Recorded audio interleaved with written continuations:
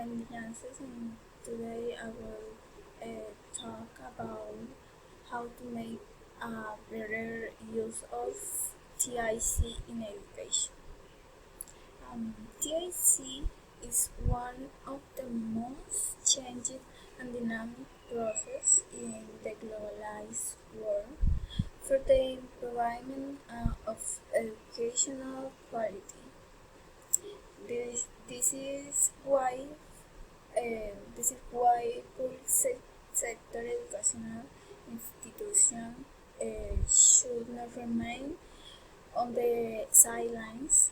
On the contrary, it is convenient for them to know and appropriate these support tools that help the teacher in the new way of teaching. Getting in tune with education of the 21st century, and that say the quality of education must be improved. It must be inclusive.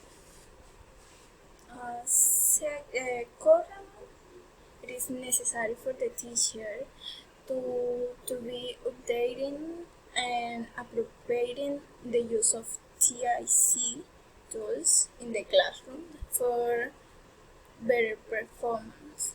A priority for the educator is knowledge about TIC and how to pedagogical use its different computing application in their daily work, integrating technology with classroom practice.